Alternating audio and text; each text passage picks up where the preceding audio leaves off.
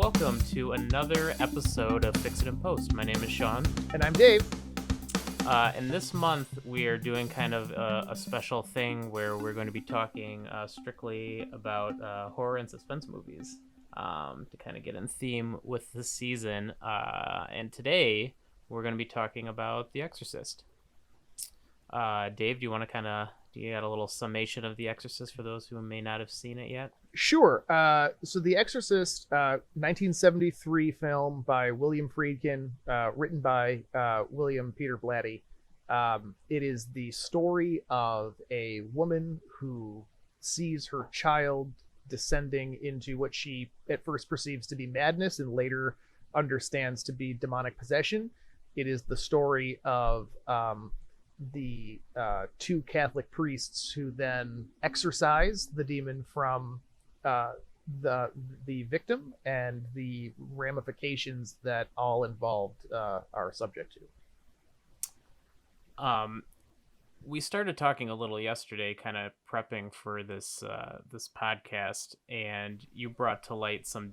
There are two different versions. Well, actually, I think there's more than that, but there's really two different versions of this movie. There's a theatrical release, and there's a director's cut. And before yesterday, I didn't know it, but I'd only ever seen the director's cut, which I think is called like the version you've never seen before or something like that. The only version you've ever seen. Yeah, right. So, and that came out in 2000. So if you're listening to this and you're not sure what version you've seen, if you've seen the movie where there are a bunch of intercut demon faces, you have seen the director's cut. I've always thought that was part of the original release, and you have completely ruined that for me. So, thank you. That's why I'm here. Because destroying tent poles of your youth. That's what I do.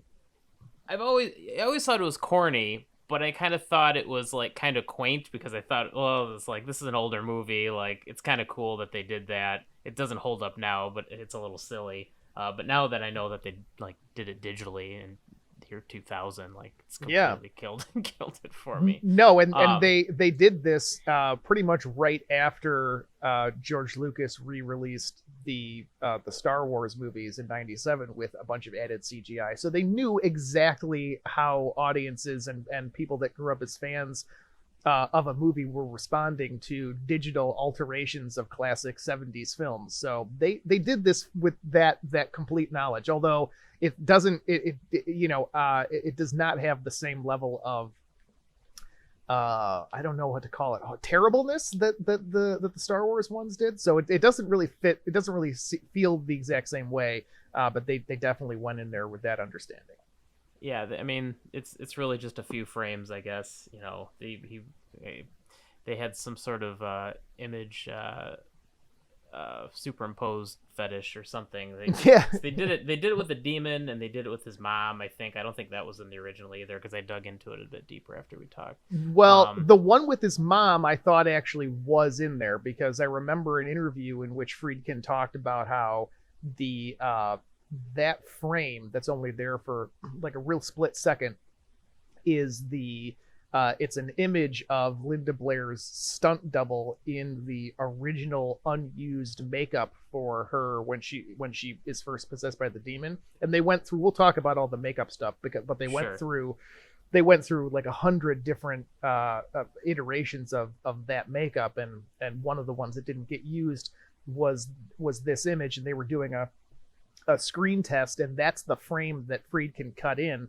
And I think that it was in the original release, because he talks about how now that there are people that have like VHS tapes, that's what he was saying, VHS and DVD, they can pause on the image. And in the original release, it wasn't supposed to be something that you were going to be able to stop on and dissect. It was supposed to be something that you almost thought wasn't there, and that maybe it was something like a that you would effect. Exactly, something that you may have even imagined yourself. Well, we can talk a little bit more about that later. I just wanted to, historically we've kind of made a point to watch these movies a few times before we watch them. I don't know how many times you ended up watching this. I watched this one twice, and I got about a half hour into The Exorcist 2, and then I decided that I was done. So, yeah, so I watched this twice as well, and then I made a deep dive into Exorcist 2 and 3, which I've always been looking for an excuse to watch. I won't get into talking too much about them because we're not really reviewing that. I will say that 2 is as much of a disaster as as I've always heard it was. 3 is pretty good, though. That was also directed and written by William Blatty, who, you know, I think did a pretty good job for mostly being like an author. I think he'd only directed one movie before that. I So. thought Friedkin directed the third one. No. No? Okay. Well, we, and like you said, we won't really spend a lot of time talking about The Exorcist 2 because that's not what this episode is for. But I have to say, it is just as fascinating a failure as this movie is a fascinating success. So there's just as much meat on that bone. So if you want to do a follow-up episode just on that movie. I thought if you had caught up and watched all of them, I thought about talking about all of them, but I think that'd be too much to dissect. So we'll stick with the original. There's still a lot to talk about. This movie was a gigantic phenomenon when it came out. It's it broke a bunch of records. It's kind of the Jaws of horror in a way. Yeah. Well, there are a lot of people who would call Jaws the Jaws of horror, but yeah. I don't consider. Yeah, I mean that's true. I guess I don't consider Jaws like horror, more as like thriller suspense. But yes, that's fair.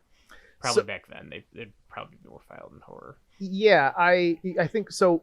Just to put this movie into context, it was the highest grossing R-rated horror movie since its release in 1973 until the remake of It in 2017.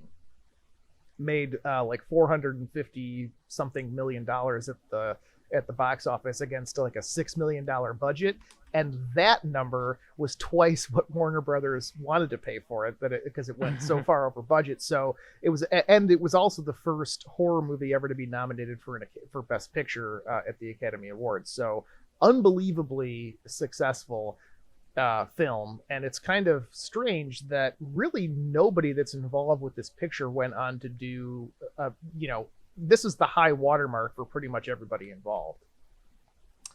Well, I don't know. I mean, Ellen Burstyn is a pretty acclaimed actress. That's true, but this is Max von Sydow is. Yeah. Okay. Max von definitely Linda Blair's peak. We can agree on that. Yeah. But I think for the director, for Friedkin, who was coming off of directing The French Connection, it seemed like his career was about to hit the stratosphere, and then it kind of didn't. There were several movies that he directed through the 70s and 80s where he kind of flopped at the box office and with critics. He even had, I think he had a production company with Francis Ford Coppola that ended up going bust just because they were never really yeah. And I was looking at his filmography, and I was kind of surprised that like most of the stuff that he had done didn't really end up doing very well until the movie Killer Joe, which came out in 2011. I don't know if you're familiar with that movie.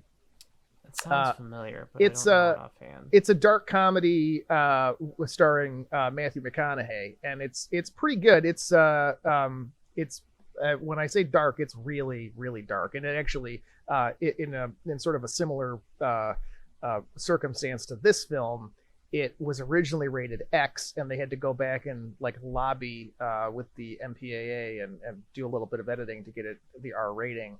But Killer Joe is an interesting movie only because it's sort of it's the movie that was the launching off point for Matthew McConaughey's dramatic career. Like he had done like a bunch of rom-coms and then hadn't done any movies for a couple of years, and this was the film that he came back to do, and then everything that he's done since then has been pretty highly acclaimed.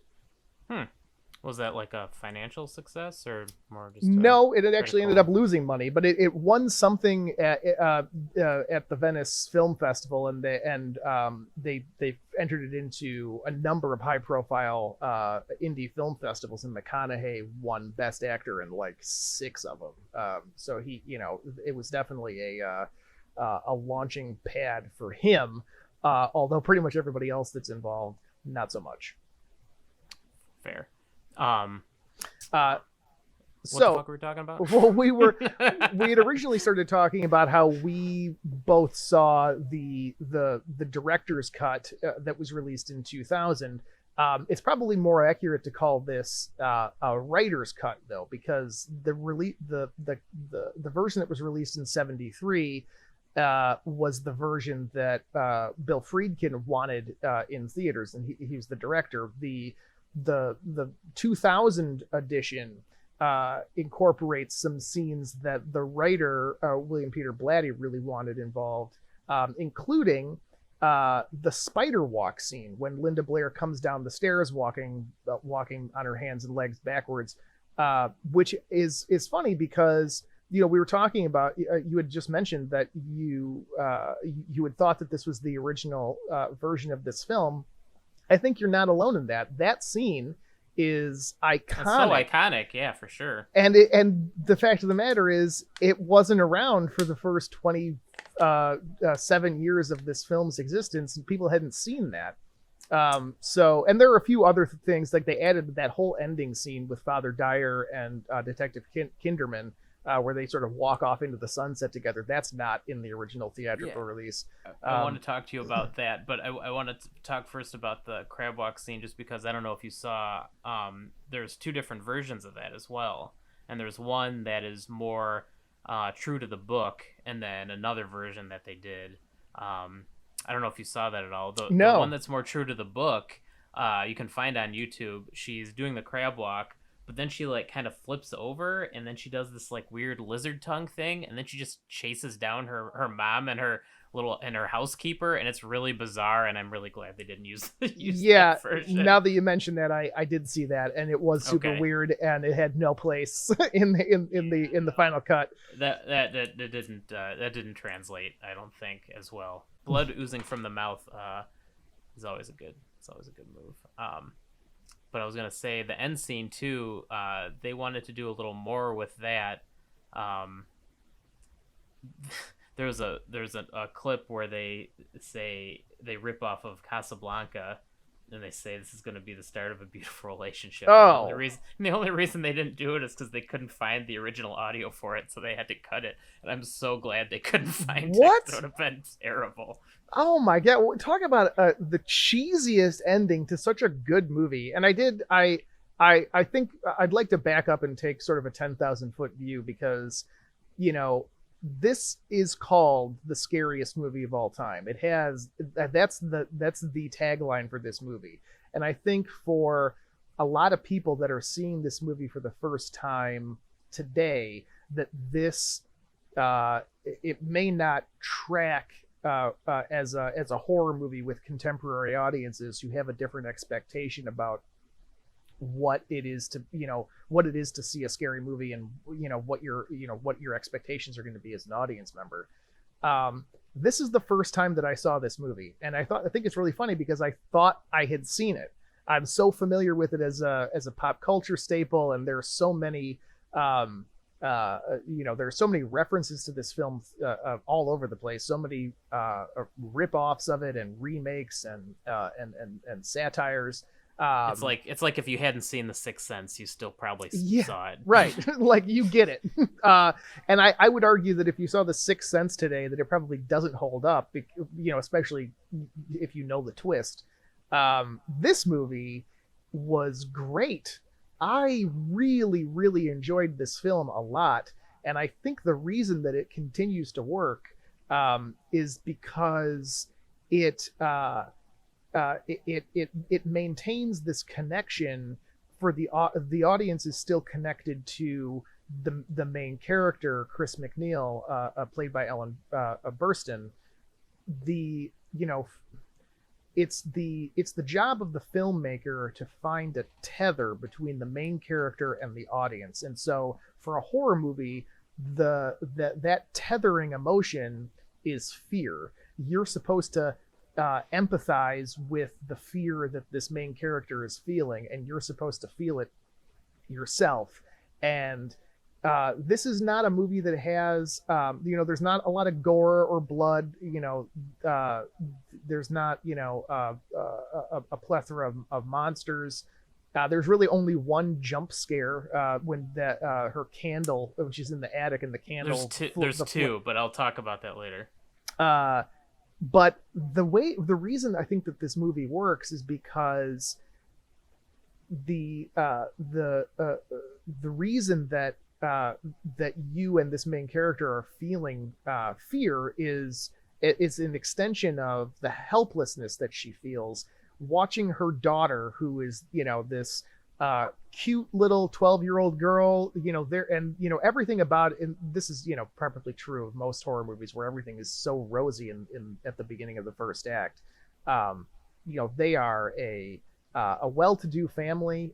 She's a famous actress. They've got like servants and stuff to take care of their their needs, and so there's not a lot of stress in the lives of these two women. And over the course of this story, she Chris sees her daughter descending slowly into madness, and she consults the finest physicians of the day, which are terrifying to modernize and to contemporary eyes of the time as well. But the science of the 70s, oh my god, just holy shit, that pure terror for me of and I think that's reflected in the way that the audience responded to this movie too. But I really feel like the crux of the fear, that the genius of that issue for her is that she has no answers to this problem, and everywhere she turns she's coming up with the same nothing. She cannot find an actionable solution from any of these people that are supposed to be able to help her.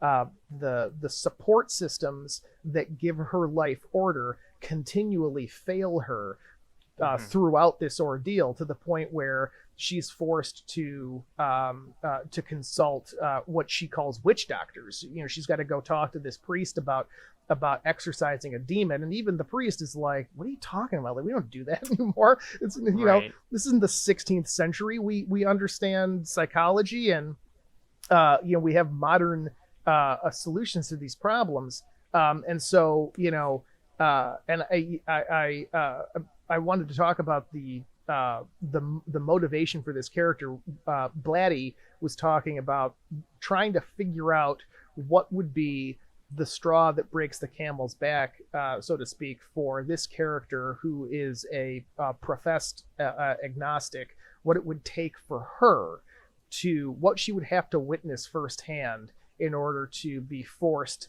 to consult an exorcist.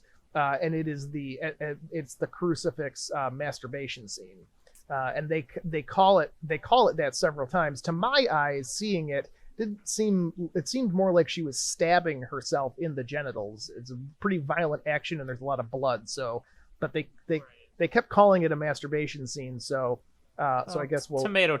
So yeah.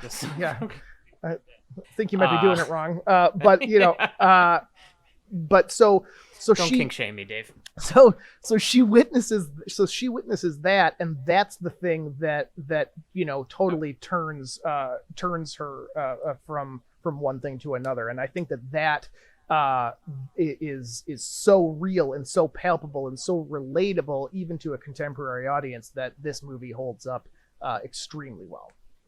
I'm gonna say that even as an atheist, once I witnessed the crab walk backwards, spitting blood, I think I'm calling a priest. There were a lot of opportunities where I think they could have maybe skipped some of the medical science and gone straight to the Catholic Church, but but yeah, no, I agree, and I think too, we didn't talk too much about Father Karras, who I think is also a main character. I mean, I think there's two Yeah. main storylines here, and one is Chris McNeil, like you were talking about. And the other is Father Karras, who is really a tragic story, and it's even more tragic if you've watched the Yeah. third Exorcist. But I won't talk anymore about that. Um, he is, an extremely educated, well liked, well thought of priest, but he lives in poverty. He doesn't have much, and he can't. We start out the story with him, looking after his elderly mother who has some sort of leg injury. She can't really take care of herself, and she lives kind of far, so he can't, see her as much as he'd like to. Um, and her health just devolves into the point where she passes away eventually, and he's very guilty about that, and it kind of feeds into the theme of this movie, which I really think is why do bad things happen to good people. And it kind of breaks his faith, and he has a crisis of faith, and helping with the exorcism kind of helps bring, well, I mean, if you saw what he saw, I guess anyone would probably start to believe again. Right. um but that's really that's really his story, is his crisis of faith and coming out of that crisis. And it kind of culminates into one scene which we were talking about earlier, yesterday before we started the podcast, when him and Father Marin are talking on the staircase, which was omitted from the theatrical version, but I really like where he says, why, like, I don't understand why this girl, like, why would God let this happen. uh, and he responds, I think it's to make us despair, to make ourselves seem ugly, to reject the possibility that God could love us. And I understand. Friedkin talks. I think we both watched the same documentary. He says, well, that's the theme of the whole movie. You don't really need to come right out and say that, which I kind of agree with. But on the other hand, like, maybe the audience didn't need to hear that, but I think Father Karras needed to hear that, Right. because that's a pretty pivotal point for his character, which happens, just before he makes the ultimate sacrifice, and a big leap of faith, because he kills himself in order to spoiler alert, he kills Yeah. himself Yeah. to save Reagan. And I think if he didn't believe, he would be killing himself for no reason. So I think that's an important moment. yeah, I think you're supposed to say spoiler alert before you spoil the ending, Nah, but well, I figured if anyone was listening this long, they deserve it. uh If you haven't seen this movie, you should see it. no, you absolutely should. And I think that there might be people that consider themselves to be horror fans that have omitted, or at least film fans who have omitted this movie from from their viewing because it's so old and they feel like it may not translate. And I would submit that it absolutely does. There is so much about the way that they do this movie, and I maybe this is a decent time to transition into the production element of our discussion, because I wanted to talk about the difference between real tactile special effects as opposed to computer generated effects, and really sort of the difference between doing something cheap and doing it right. And I think I had mentioned that this movie ended up costing double what Warner Brothers had originally allotted it to cost, and it also took twice as long to shoot, for a number of different reasons. And the story of how this movie got made is a fascinating thing in its own right. But some of the things I wanted to focus on were the things that the crew had to do in order to get the shots and the effects that Friedkin was looking for from. So Friedkin had this idea that he wanted every scene in Reagan's bedroom to be cold, and that as a result you should see the breath coming out of the mouths of the priests as they were in the bedroom. Well, it's kind of a small detail that might not be super consequential, or deemed worthwhile if you're considering the cost that they had to buy these four industrial refrigerating air conditioners to cool this room down to below zero temperatures. And so it was really expensive to run the generators all night to get the temperature where it needed to go. And then it cost them time because as they're filming throughout the day, the lights from the set are raising the temperature in the room. So they needed to stop shooting. And their own bodies. Right. And their own bodies. And so so the cold was having an effect on the people, the actors and the crew that were on set, and it was having a profound effect on the budget and the time that it took to actually film that scene. And so when you look at the that cost against what was gained, I think if you had gone to a Warner Brothers producer and said, this is what I want and this is what it's going to cost, I don't think there's any way that would have happened. But I think it's worth it, and I think it's real. And one of the things that Friedkin said was that if they were making that movie later on at the time that when they re-released this movie in 2000, he was saying that if we were making this movie today, we could just add those things digitally in post, and that would have looked terrible. And especially now, we're 20 years removed from when that would have happened in 2000, and so it would have looked. I mean, I really is there any digital effect from the late 90s that still holds up? I can't think of many. Or any. And I think more importantly than even how it looks is how the actors act during that scene. I mean, they're acting very cold. Yeah. Whereas that's very hard to emulate if you're not actually freezing. And there's a lot of examples of that throughout the movie. There's the famous scene where Father Karras, gets the pea soup in the face. Yes. I was watching a little clip of one of the special effects guys talking about that. He said he cranked up the hose a little, to do a little more pressure, and it shocked him, and it got him right in the face, and it got in his mouth, and he was real pissed off about it. But that's the take they ended up looking, because he was genuinely frightened at all this pea soup going at his face. And so it's just little stuff like that. Or there was one more where it was Father Dyer at the end, which I'd really like to talk about at the end. Yes. Some more, but he's giving Father Karras, his final confession. Who's his good friend. He's bleeding to death on the concrete at the foot of the tall stairs, and he's shaking. He's like, so this event is so traumatic for him. Well, I learned that the reason that he's shaking, they did 20 takes, and they weren't buying it. And so Friedkin slapped him across the face as hard as he could, and so he had all this adrenaline going through him, and that's why his hand is shaking, is because he just got slapped in the face.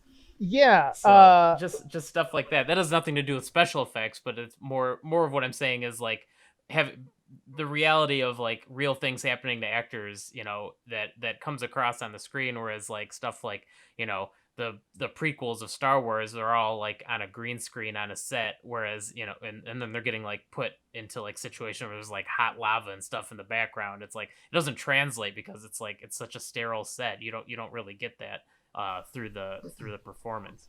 Yeah, I think that's true. I think that there's a balance to be had, though, between an actor's responsibility to act and the director manipulating the actor into an emotional state that is then recorded. And I know that William Friedkin is a freaking lunatic. I mean, there are so many stories about he had guns stashed around set so that he could shoot a round off and scare the shit out of people. But artificially create a state of emotional distress. And I know that everybody hated it. Everybody talked about, their interviews with Ellen Burstyn and Max von Sydow and Jason Miller.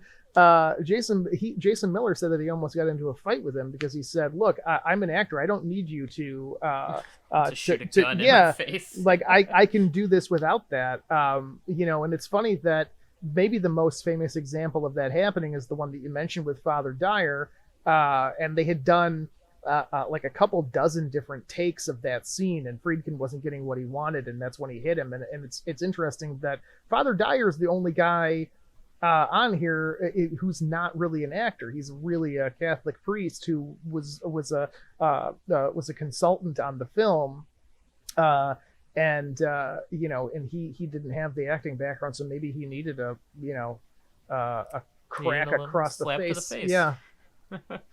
I wanted to ask you, because this was your first viewing, what you thought about the opening scene with Father Marin in Iraq and that whole sequence, because I think that people who are new to the movie probably don't expect anything like that. Well, my first thought was I didn't realize Max von Sydow has been 67 years old for the last half a century. I can't believe how well that makeup holds up, especially in like the direct sunlight. I think that's really, really good. And I know that I really liked that scene actually, because the you've got this, you're being introduced to this character who I knew he was going to factor in later in the film. I knew that he was the Exorcist. And so when he's introduced, he's already sort of at the end of his line. He's pretty clearly tired in every sense of the word. He knows that he's like just about out of time. And he looks like a guy who's trying to do one last thing well. And he finds that little statue, and we never hear the name in the first one, so I don't know if I should say Pazuzu. Don't ruin it. Don't kill it. It retroactively makes this movie less scary, knowing the name of the demon. This is very, very true. So he finds this demonic icon, and he's sort of wandering around, and then he comes to the conclusion that he needs to go back to the States and do one final act of good. But this is one of the things that I love throughout this movie, but it starts right here in the beginning, is the sound of this movie. Not just the score, which is amazing, but the sound effects, which were created almost entirely by this one guy using tin cans and leather wallets in his own body, like various things that he found around him, to create this sort of it's a very tactile experience. It sounds as though you're reading like a crumbling manuscript. It's like this. It's something that's been like dried in the sun, and it's got a very it gives the whole setting a very surreal feeling. It's not quite real. Like the sound of the dogs fighting. And just the sound of even when he's sitting at the coffee shop and there are people walking around behind, it seems as though he is not quite present in that moment, and the sound quality that takes place throughout that scene helps to cement that feeling that he's somewhere else in his own mind, and then he ends up having to leave and go somewhere else. And for Father Marin, who I think he understands that he's about out of time, that he's at the end of his rope, and that he might have enough energy in him for one last great heroic deed, that he's his ability to perceive with his senses the information from the outside world is beginning to crumble and give way, and that's why everything around him, from like the overly bright lighting to not, he doesn't really even hear the waiter at the very beginning. He has to sort of like do a bit of a double take. I think everything about that scene works really well in conjunction with one another, and so I thought that it worked really well. he plays old man so well. It's one thing to like Yeah. really look like an old man, but he really acts like an old man, and it it's crazy to find. When did he die? It wasn't that long ago, and it's just like, well, that guy lived that long, but Yeah. obviously he was much younger then. But it's crazy because he looked. And in fact, I saw online someone was comparing to like how he looked in The Exorcist to like how he looked, just before he died, and it's like the same. It's the So same. like so they really nailed it. Um, did you have any like scenes that like did anything like actually scare? Like I'm not super scared of horror movies in general, but there is something about I don't know if it's because I was raised Catholic and so like kind of stuff that deals with like the devil and Christianity, this kind of more spiritual stuff like kind of fucks with me a little more, just because like even though I don't believe in that stuff, like there's something deep down that like is still there that frightens me. I don't know if like if this hit you in that way, or if it was just kind of a fun watch for you. Yeah, no, I wouldn't call it. I wouldn't say that I was scared by anything, although He's lying. He was there scared. were yeah there were two things that really struck me as unsettling, and that was the the scene where Father Karras falls down the stairs, and the sound of Reagan's voice when she's possessed by the demon, and both of those things were done so well. The crew, I don't know what his title was, talked about how they had to uh, pad those stairs because it's a real set of stairs in Georgetown. I've been there, I've seen them, and they're terrifying. It's like walking down a ladder, and they're so steep and they're so long. And they're made of concrete, so they really did throw a guy down those stairs. The stunt guy really, Twice. yeah, right. And so, the way that that's filmed, and I guess I think I knew, but like before having seen that scene, that he actually did go down the stairs, and I guess just like the way that they just the thump and the almost wet slap of so much of it of what makes this movie great, I think, comes back to the way that it sounds.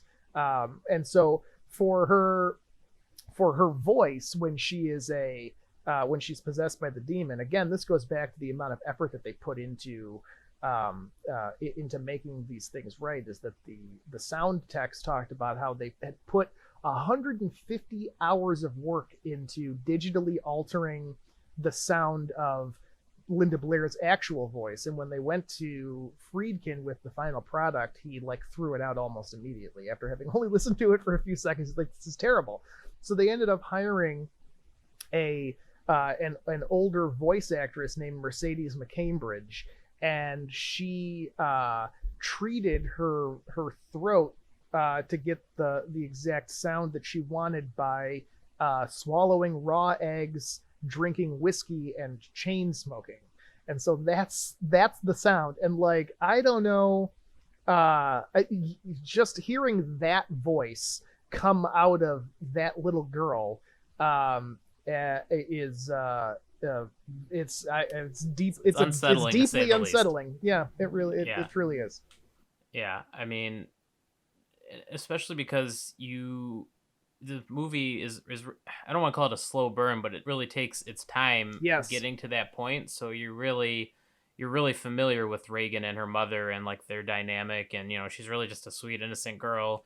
And so once she kind of gets to that point, it's really horrifying to see her in that state, and you really empathize with the mother because she's feeling the same thing. Oh, I wanted to pick up on what you were saying about this movie being a slow burn, because it is, but it's that doesn't belay the terror at all. The slowness of the burn is itself extremely effective at building anticipation.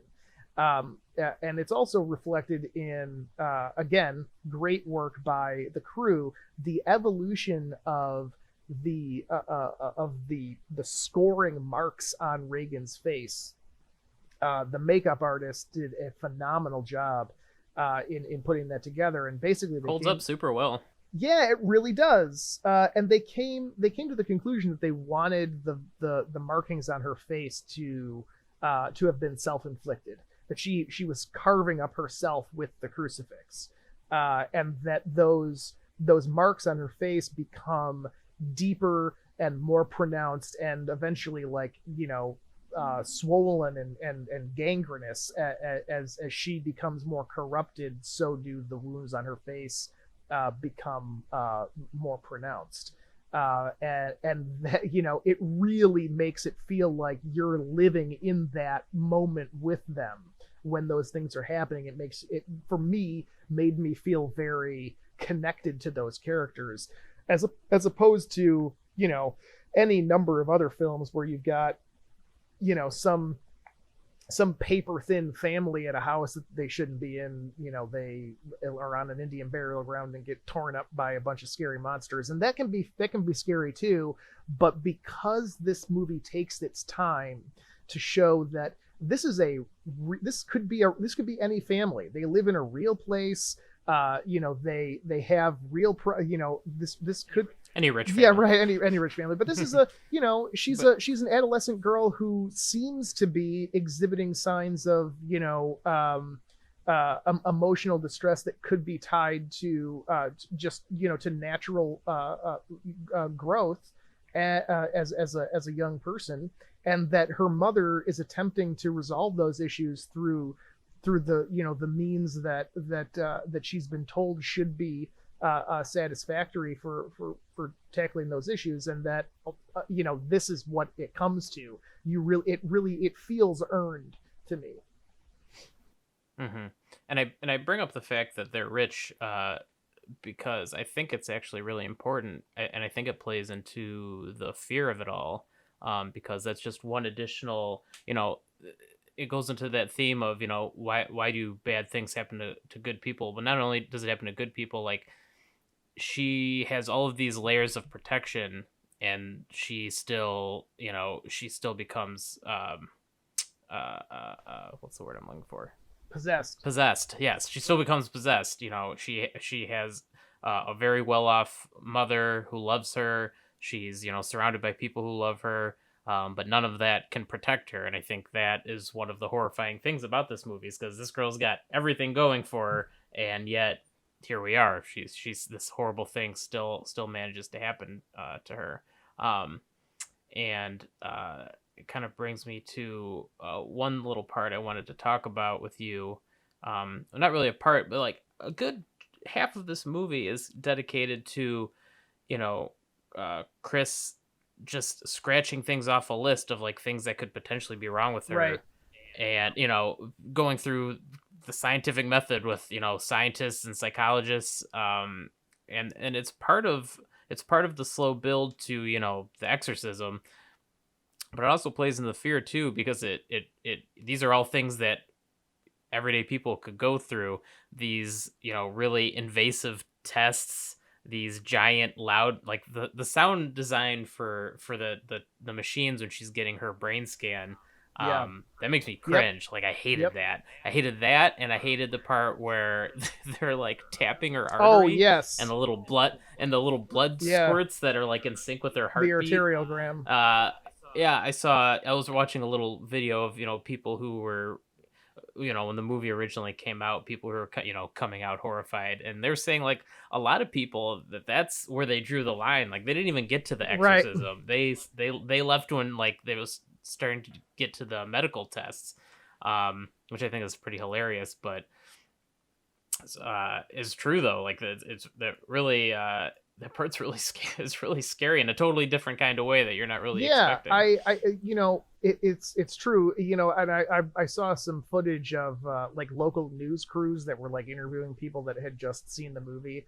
And there were some people that were going, come on, it wasn't that bad. And then there are other people that like literally fainted in their seats or were having seizures like in the aisles of the theater. And one woman even sued Warner Brothers because she said that it caused her to have a miscarriage. So the range of experiences that people have, the range of reactions is pretty broad. I liked that you said that Chris's character is going through like this checklist of things that she, possible issues and possible answers, because where did that list came from? The people that she's consulting, these, and I wanted to.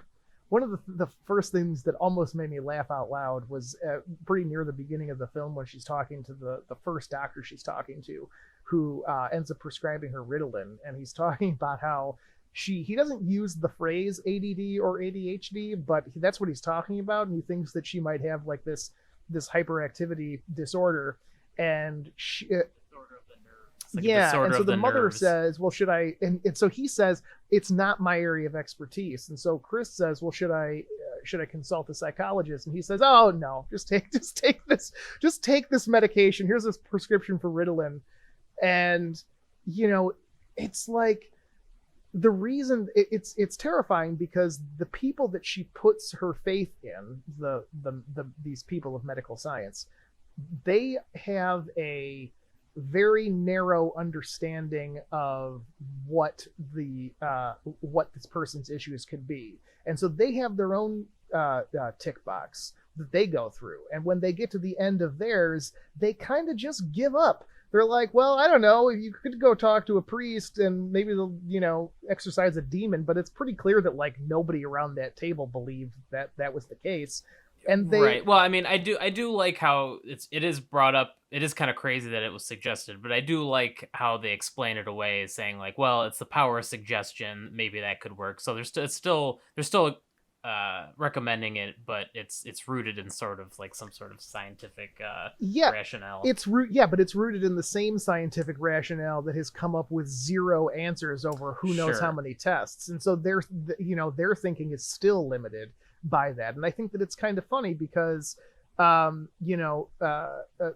that's maybe a critique that people would have of that's maybe the same critique that people would have of people that would in fact seek out religious healing for what we would consider to be medical issues, and that in this film it's the exact opposite. And I think the something else that you said that I wanted to touch on was the fear that is clearly induced by the medical procedures that she's going through, the arteriogram and whatever I don't know if it was like an EEG or whatever that giant rotating thing was, that looked like it was out of some sci-fi horror film, which I guess actually it is, but there is a direct correlation between this movie being released and an uptick in exorcisms being performed in the United States throughout the late 70s and into the early 80s. And I think it's, there are even people that don't identify as Catholic were having this procedure done, and I think that there's an appeal to a solution that is non-invasive and pretty quick. It's like, the obviously demonic possession is not a real thing. Spoilers, she wasn't really possessed by a demon. Damn it. But there are people that are being confronted with real problems that have real ramifications, and the solutions of the time were time consuming, they were costly, they were complicated, and they had middling results. And I think that there is an appeal of sort of a quick fix. It's like, I don't need therapy and medication. If I can go to a priest and have this demon taken out of me, I'll be fine. And so I think that there's an appeal on that front. And so I think that there's sort of a commentary that this movie may be making on the futility that people can feel with the being subjected to the medical field and not getting the kind of results back that they were hoping for. Well, yeah, and philosophically, it kind of gets to a point where William Blatty was, I mean, it's probably no secret, but he was a devout Catholic, and it gets me to kind of one philosophical problem that I have with the movie is that it's pretty clear it's like a commentary of like how people are, are not as faithful as they once were, and how, these things still exist. I mean, he's even even Father Karras. I mean, he kind of paints him as like, yeah, he's a priest, but he also went to these, fancy Ivy League schools for psychiatry. When in the end, what he really needed was his faith. And so, as someone who's not a Catholic anymore, like I don't agree with that point of view. But it still really works in making me scared. Yeah, So well done, William yeah. Blatty. Um, I wanted. Oh, we were talking about jump scares, and I think I really hate jump scares in general in movies because I think they're cheap. This movie, now that I got a chance to think of it, has three, and I think two of them are really good. The candle scene's kind of whatever. That one's not great. You brought up when we were talking about the beginning, it reminded me of the woman with the like I don't know what you'd call it. She's being pulled by it's the horses that come out of the alley. Oh, right. Would you? That's She's kind in of a a buggy. Yeah. yeah. I'd call that a jump scare. Sure. But my favorite jump scare probably in any movie is in this movie, and it's the scene where Father Karras is playing over the tapes of Reagan. He tapes Reagan to try to see if she's speaking any languages that are foreign to her as part of his effort to see if he can convince the church to agree to do an exorcism. And in doing so, he finds out that she's not speaking a different language, but she's speaking backwards, Yeah. which I think is actually way creepier and Yo, harder yes. than speaking a different language. But whatever, they don't seem to be as impressed, so whatever, that's fine. Um, I if agree. you're listening to it, and I don't know if you catch it or not because it's so faint, but he's listening to it and he hears his mother. Yeah. Did you know? Yeah. So we hear, but like it's so faint, and you question whether you even heard it or not. And he goes back and he goes to rewind it because he thinks he hears something too. Um, and he plays it back, and so you're listening even harder the second time, and I'm even getting closer to the TV trying to listen to it, and then it blasts you with the phone ringing Yeah. and completes. Yeah. So I don't know. I thought that was a really clever trick. To really jump scare you. Yeah, I think so Um, too. That is quality. I'd forgotten about that one, but yeah, that's good. the demon really taunts him a lot with his deceased mother. It's really sad. Yeah. I gotta say, I know that it was supposed to be, the dialogue, the X-rated explicit dialogue that comes out of her mouth is supposed to be unsettling and scary, and it is, but it's also It like is, but it's also funny. It's hilarious. And he's just his reaction is so good too, where he's got this very like he falls back into his clinical training where he has clearly been around people who are mentally ill, and he's not taking this stuff personally, but you can see like there's under that facade he's like, you son of a bitch, like Yeah. can't believe he said But that. I think even the movie, I think, kind of acknowledges that there is some humor to it, because in the scene where she is talking to the doctor, which I guess was a deleted scene as well, is only in the director's cut as well. But when he tells her that she has a pretty extensive vocabulary and that she went off on him, Oh and yeah. her mom even laughs because it's like, what a ridiculous what a ridiculous sentence to come out of a little girl. But yeah, as it goes.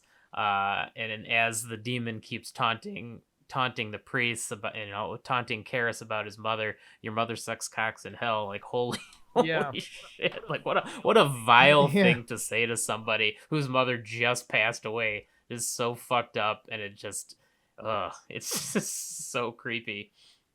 And on top of the fact that Reagan doesn't even know about his mom, so it's just like, what supernatural sort of thing is happening here. um yeah, I don't know, was there any other scene that you wanted to talk about? Yeah. So we're about wrapped up, but there were a couple of things that I wanted to touch on. One, we haven't talked at all about the supposedly cursed set. And it's clearly something that has been it was a part of the marketing narrative around this film was that that this supernatural stuff was taking place. But according to Ellen Burstyn, there were 9 people that were like associated with this movie in one way or the other that passed away like during its production. Everyone from like Max von Sydow's brother died the first day that he was on set. One of the night watchmen died. They had a cameraman who passed away sort of really unexpectedly. Well, the guy who played Burke Dennings just Yeah, died after he was finished. Jack McGowan died like a couple of days after he finished filming his part. And so that's like a lot of people to have passed away. And then, their set burned down in the middle of the night, and they never found out, they never found any point of origin for the fire, whether it was electrical or arson or whatever. So yeah, and there's probably nothing more really to say on that. It's kind of funny that those things happen, and you can't really talk about The Exorcist without mentioning that happened. The last thing I wanted to mention is that this movie really it has a great legacy. There are so many films that were inspired by it, and I think that it really holds up extremely well. There's something that I think is kind of funny though, that there are a lot of the best horror movies that I can think of were directed by people that it was the first horror movie that they had done. We can talk about whether or not Jaws is actually a horror film or not, but it was Spielberg's first horror film. Alien was Ridley Scott's first horror film. John Landis's first horror film was American Werewolf in London. And I think the crown jewel of this example is that The Shining was directed by Stanley Kubrick, and it was his first horror film. So there are so many of these like tentpole horror movies that have been made over the last half a century or so that are not made by experienced horror filmmakers. I don't know what, if anything, to make of that. I guess we should make a horror film. Yeah. They actually were good at this before they were good at making other films. So I don't know. Yeah, that probably helps. Yeah, latent talent and a budget, some kind of reputation. We've got a reputation. It's just not a good one. Yeah, it's just a bad one, right? Great. Well, yeah, cool. I mean, we're at about an hour, so I think that's a good place to wrap it up. Yeah, I guess until next time, like I said, we're gonna be doing try to do horror movies and stuff for the rest of the month. So if anyone has any suggestions, let us know. And we'll talk to you guys later. We'll see ya. Bye.